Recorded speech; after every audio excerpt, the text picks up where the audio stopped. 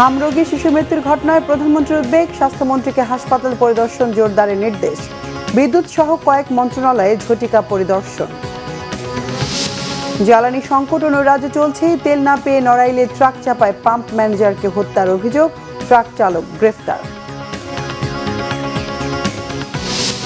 DGFI এর সাবেক DG Mamun Khaled আর ১/১১ কুশীলব মাসুদ উদ্দিন চৌধুরীকে ৭ এপ্রিল আন্তর্জাতিক অপরাধ ট্রাইব্যুনালে হাজিরের নির্দেশ। গ্রিস উপকূলে ১৮ বাংলাদেশি সহ ২২ অভিবাসন প্রত্যাশীর মৃত্যু, ২১ জনকে জীবিত উদ্ধার। মানব পাচারে জড়িতদের শাস্তি আর জীবিতদের ফিরিয়ে আনার আশ্বাস পররাষ্ট্র প্রতিমন্ত্রী। দেখছিলেন ক্রাউন সিমেন্ট সংবাদ শিরোনাম। বিস্তারিত সংবাদ এবার। রবিবার দুপুর ১:৩০টায় জাতীয় সংসদ ঈদের পর আবারও শুরু হওয়া ত্রয়োদশ সংসদ অধিবেশনের আগে সরকারি ও বিরোধী দল আলাদা আলাদা বৈঠক করেছে।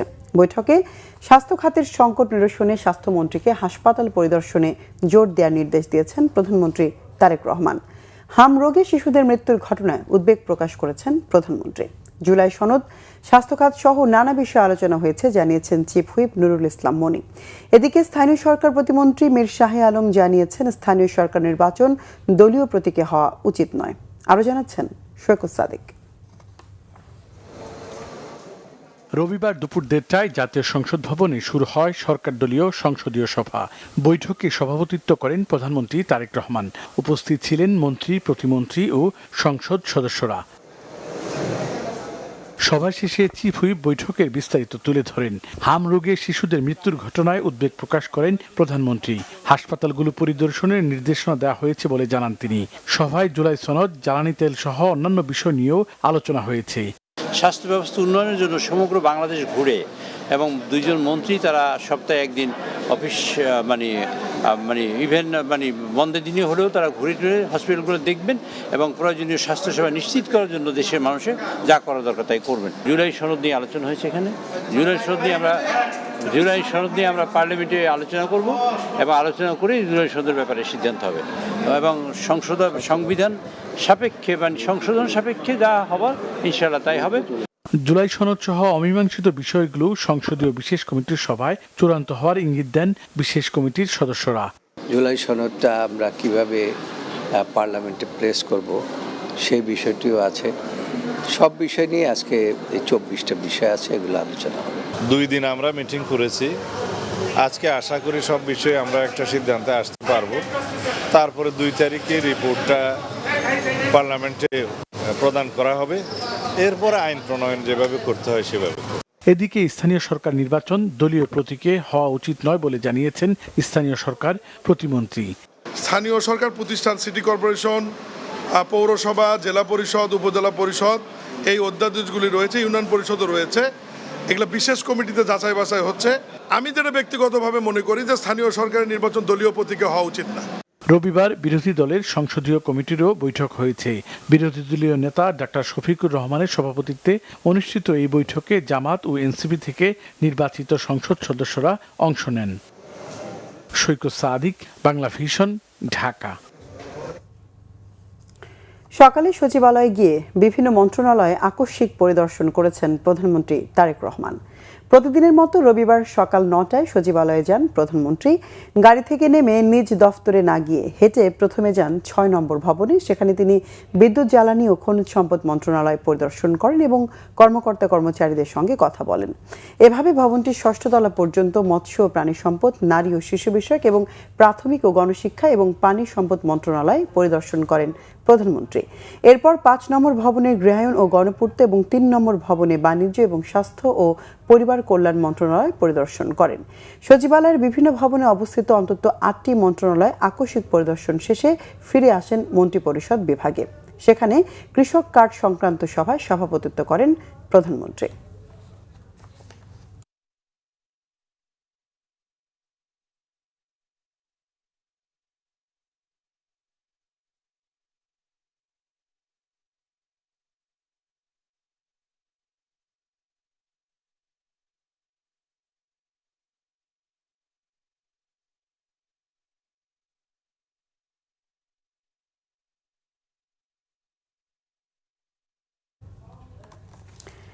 তেরো দিন বিরতির পর আবার বসেছে জাতীয় সংসদের অধিবেশন।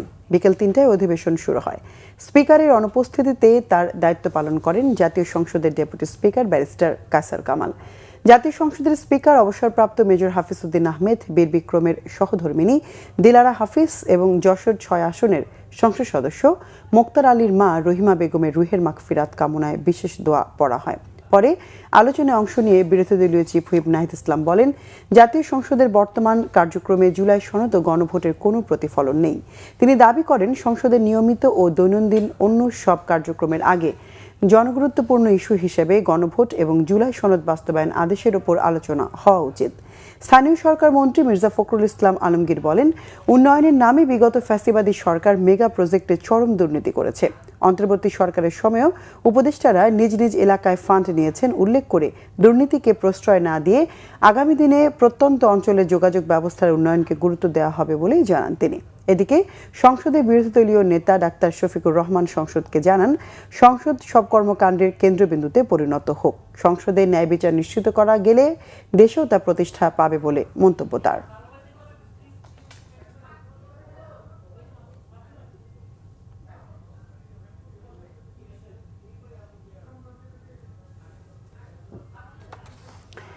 আমরা যদি দুর্নীতির বিরুদ্ধে যুদ্ধে না যাই, তাহলে দেশকে দুর্নীতিমুক্ত করবে কে? প্রশ্ন করেছেন স্বাস্থ্য ও পরিবার কল্যাণ মন্ত্রী সর্দার মোহাম্মদ শাখাওয়াত হোসেন। রাজধানীর পূর্বাচলে বাংলাদেশ চায়না ফ্রেন্ডশিপ এক্সিবিশন সেন্টারে ১৭তম এশিয়া ফার্মা এক্সপোর উদ্বোধনী অনুষ্ঠানে প্রধান অতিথির বক্তব্যে মন্ত্রী একথা বলেন। স্বাস্থ্যমন্ত্রী বলেন, এই প্রজন্ম দুর্নীতির বিরুদ্ধে রুখে না দাঁড়ালে আগামী প্রজন্মর কোন ভবিষ্যৎ থাকবে না। বলেন, স্বাস্থ্য মন্ত্রণালয়কে দুর্নীতিমুক্ত করতে সংশ্লিষ্ট সবাইকে এক হয়ে কাজ করতে হবে। এই সময় স্বাস্থ্য ও পরিবার কল্যাণ প্রতিমন্ত্রী ডাক্তার এম এ মুহিত ও সচিব মোহাম্মদ কামরুজ্জামান চৌধুরী সহ সংশ্লিষ্টরা উপস্থিত ছিলেন।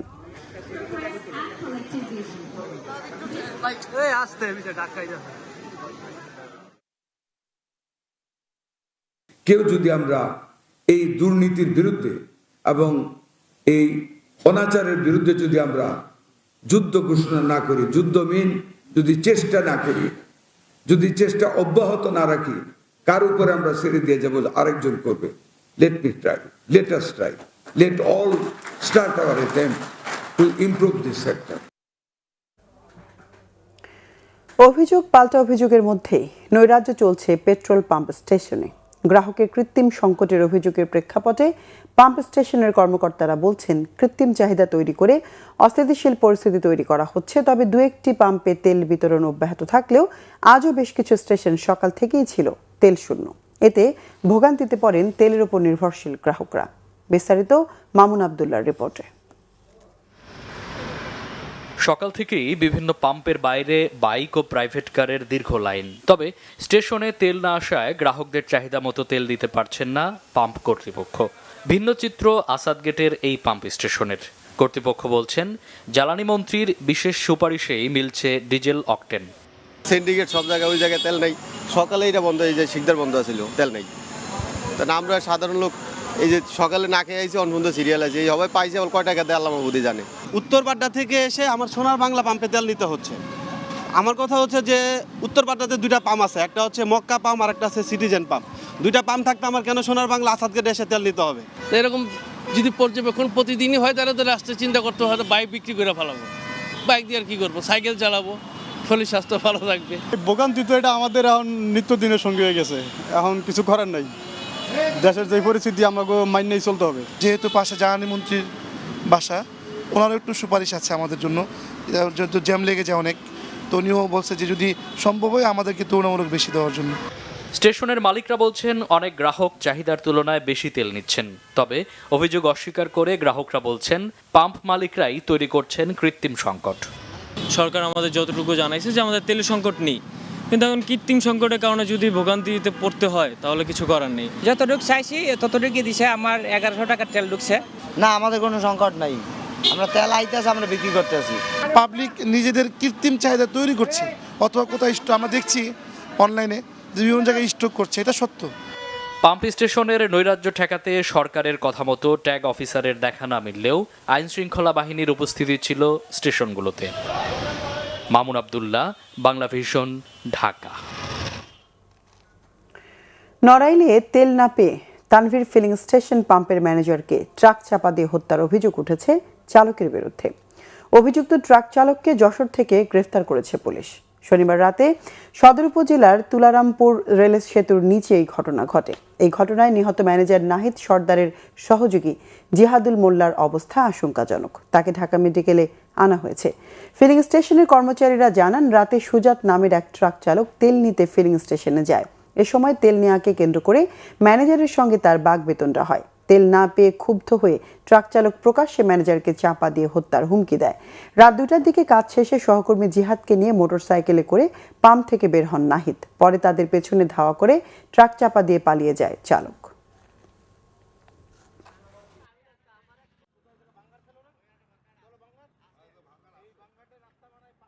সংবাদ পাওয়ার সাথে সাথেই ঘটনাস্থলে আমরা যাই। আমরা টিম সহ গিয়ে দেখি যে নাহিদ নামক একজন পাম্পের কর্মচারী, তিনি মৃত অবস্থায় রাস্তার উপর পড়ে আছে। আর একজন নাম জিহাদ মোল্লা, তাকে অসুস্থ অবস্থায় চিকিৎসার জন্য প্রেরণ করা হয়েছে। তাদের দাবি যে পাম্পে তেল না পেয়ে এই ট্রাক চালক ক্ষুব্ধ হয়ে তাদেরকে চাপা দিয়েছে।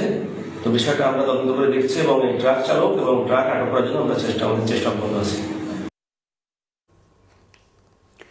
প্রতিরক্ষা গোয়েন্দা মহাপরিদপ্তরের সাবেক মহাপরিচালক অবসরপ্রাপ্ত লেফটেন্যান্ট জেনারেল শেখ মামুন খালেদ এবং ১/১১ আলোচিত কুশীলব ফেনী ৩ আসনের সাবেক সংসদ সদস্য অবসরপ্রাপ্ত লেফটেন্যান্ট জেনারেল মাসুদউদ্দিন চৌধুরীকে ৭ এপ্রিল আন্তর্জাতিক অপরাধ ট্রাইব্যুনালে হাজির করার নির্দেশ দেওয়া হয়েছে। বিচারপতি নজরুল ইসলাম চৌধুরীর নেতৃত্বাধীন ৩ সদস্যের আন্তর্জাতিক অপরাধ ট্রাইব্যুনাল ২ রবিবার এই আদেশ দেয়। এর আগে সকালে আন্তর্জাতিক অপরাধ ট্রাইব্যুনাল ২-এ মামুন খালেদের বিরুদ্ধে গুমের অভিযোগ ও মাসুদ উদ্দিনের বিরুদ্ধে জুলাই হত্যার অভিযোগ এনে মানবতা বিরোধী অপরাধের মামলায় গ্রেফতার দেখানোর আবেদন করে প্রসিকিউশন।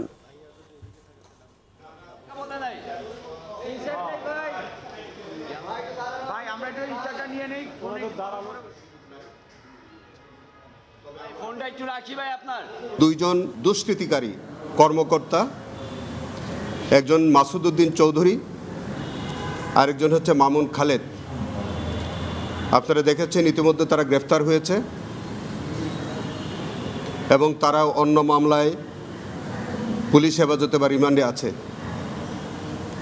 তাদের অতীতের যে কর্মকাণ্ড, তাদের বহু কর্মকাণ্ড আমাদের মানবতা বিরোধী অপরাধের সংজ্ঞায়িত অপরাধের মধ্যে পড়ে।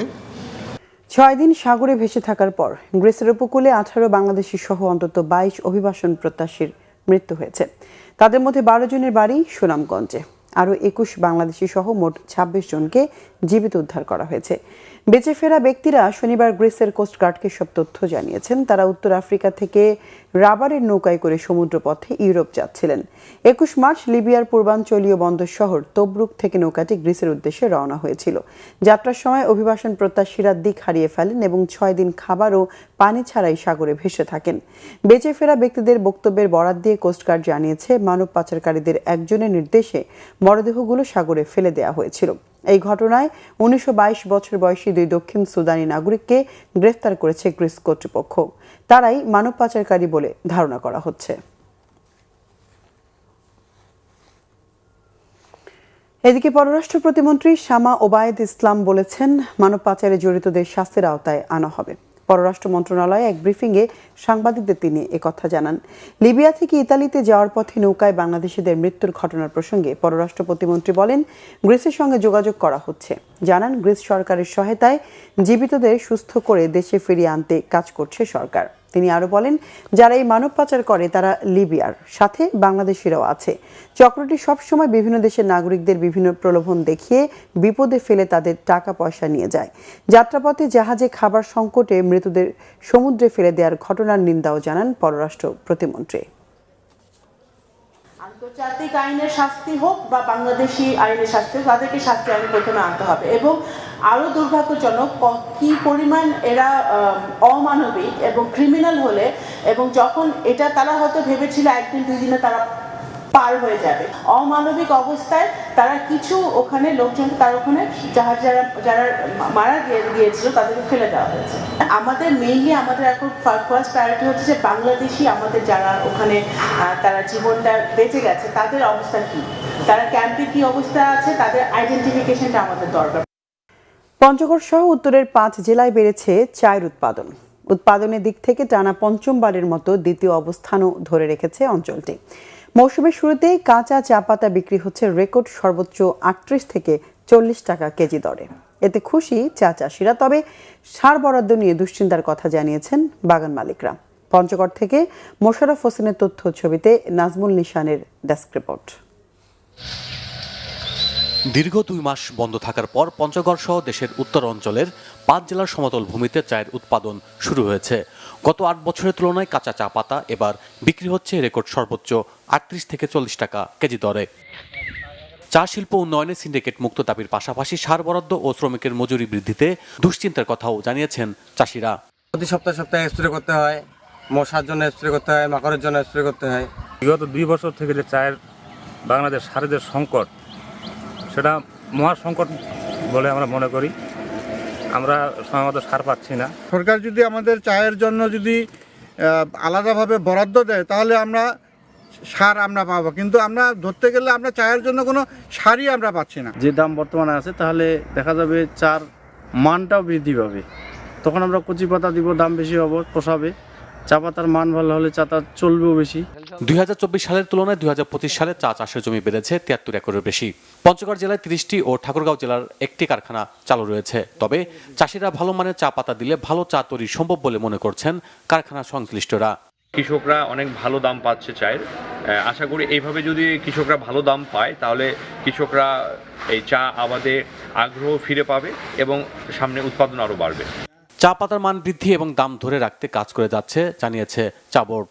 রাসায়নিক সারের যে বরাদ্দ এবং ভর্তুকি মূল্যে যে রাসায়নিক সার প্রয়োজন চায়ের জন্য, সেটি সরকারিভাবে সিদ্ধান্ত নিয়ে বরাদ্দ দেওয়ার জন্য আমরা আশাবাদ ব্যক্ত করছি। মানের সাথে চাষিদের ন্যায্য দাম নিশ্চিত করা গেলে চা শিল্প উত্তর অঞ্চলের অর্থনীতিতে শক্তিশালী ভূমিকা রাখবে বলে মনে করছেন সংশ্লিষ্টরা।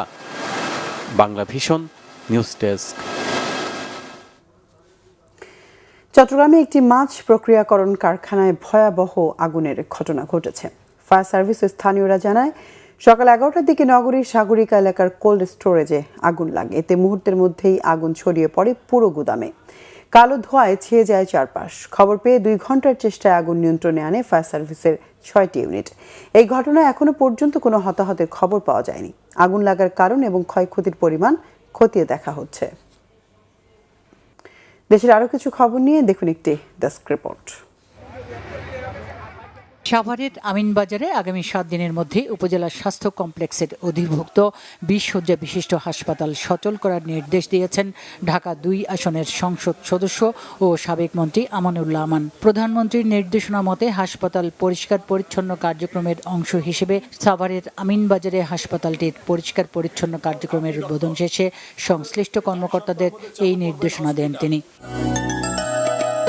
ময়মনসিংহ নগরীর জলাবদ্ধতা নিরসনে আগুয়া এলাকায় 8 কিলোমিটার খাল পুনঃখনন কর্মসূচি গ্রহণ করেছেন ময়মনসিংহ সিটি কর্পোরেশনের নবনিযুক্ত প্রশাসক রকুনুজ্জামান রোকন। বর্ষার আগেই জলাবদ্ধতা থেকে মুক্তি দিতে সিটি প্রশাসক এই খাল পুনঃখননের উদ্যোগ নেন। দুপুরে খাল পুনঃখনন কর্মসূচি পরিদর্শন করেন তিনি। সুন্দরবনে বাঘ সংরক্ষণ প্রকল্পের আওতায় বাগেরহাটের প্রেস ক্লাবের হলরুমে এক সেমিনার হয়েছে। বাগেরহাটের বিভাগীয় বন কর্মকর্তা মোহাম্মদ রেজাউল করিম চৌধুরীর সভাপতিত্বে এতে প্রধান অতিথি ছিলেন খুলনা অঞ্চলের বন সংরক্ষক ইমরান আহমেদ। মূল প্রবন্ধ উপস্থাপন করেন বাঘ বিশেষজ্ঞ প্রফেসর ডক্টর মোহাম্মদ আব্দুল আজিজ। গোপালগঞ্জ শহরের একাধিক পেট্রোল পাম্পে পেট্রোল, ডিজেল, অকটেন সহ জ্বালানি সংকট তীব্র আকার ধারণ করেছে। পাম্প কর্তৃপক্ষের অভিযোগ, ডিপো থেকে পর্যাপ্ত সরবরাহ না পাওয়ায় এই সংকট তৈরি হয়েছে। এতে চরম দুর্ভোগে সাধারণ মানুষ, পরিবহন চালক ও কৃষকরা। দীর্ঘ সময় লাইনে থেকে মাত্র 200 টাকার পেট্রোল পেয়ে হতাশা প্রকাশ করেন বাইক চালকরা। মোংলায় জ্বালানি তেলের অবৈধ মজুদের বিরুদ্ধে যৌথ অভিযান পরিচালনা করেছে কোস্টগার্ড ও নৌবাহিনী।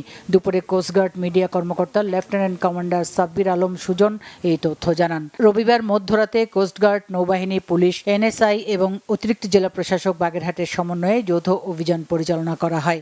এই সময় অবৈধভাবে মজুত করা 12,613 লিটার অতিরিক্ত জ্বালানি তেল পাওয়া যায়। পবিত্র ঈদুল ফিতর উপলক্ষে ঝালকাঠির কাঠালিয়ায় গ্রামীণ ঐতিহ্যবাহী ঘোড় দৌড় প্রতিযোগিতা হয়েছে। বিকালে লতাবুনিয়া গ্রামে যুব সমাজের আয়োজনে উপজেলার লতাবুনিয়া গ্রামের মাঠে এই প্রতিযোগিতা হয়। এতে উপজেলার বিভিন্ন স্থান থেকে আসা 8টি ঘোড়া প্রতিযোগিতায় অংশ নেয়। ঘোড়দৌড় উপলক্ষে মাঠের চারপাশে আয়োজন করা হয় মেলার। Bangla vision news desk. সংবাদ শেষ করব ক্রাউন সিমেন্ট শিরোনামগুলো আরেকবার জানিয়ে। হামরোগে শিশু মৃত্যুর ঘটনায় প্রধানমন্ত্রীর উদ্বেগ, স্বাস্থ্যমন্ত্রীকে হাসপাতাল পরিদর্শন জোরদারের নির্দেশ। বিদ্যুৎ সহ কয়েক মন্ত্রণালয়ে ঝটিকা পরিদর্শন। জ্বালানি সংকট ও নৈরাজ্য চলছে, তেল না পেয়ে নড়াইলে ট্রাক চাপায় পাম্প ম্যানেজারকে হত্যার অভিযোগ, ট্রাক চালক গ্রেফতার। ডিজিএফআইয়ের সাবেক ডিজি মামুন খালেদ আর 1/11 কুশলভ মাসুদ উদ্দিন চৌধুরীকে 7 এপ্রিল আন্তর্জাতিক অপরাধ ট্রাইব্যুনালে হাজিরের নির্দেশ। গ্রিস উপকূলে 18 বাংলাদেশি সহ 22 অভিবাসন প্রত্যাশীর মৃত্যু, 21 জনকে জীবিত উদ্ধার। মানব পাচারে জড়িতদের শাস্তি আর জীবিতদের ফিরিয়ে আনার আশ্বাস পররাষ্ট্র প্রতিমন্ত্রী। দর্শক, ছিল এখনকার মতো। পরের সংবাদ সন্ধ্যা 7:30টায় দেখার আমন্ত্রণ রইল। এছাড়া বাংলা ভিশন সংবাদ ও সংবাদ সংশ্লিষ্ট অনুষ্ঠান দেখতে ভিজিট করুন www.bvnews24.com ও facebook.com/banglavisionnews এবং সাবস্ক্রাইব করুন youtube.com/banglavisionnews। এতক্ষণ সঙ্গে থাকায় ধন্যবাদ সবাইকে।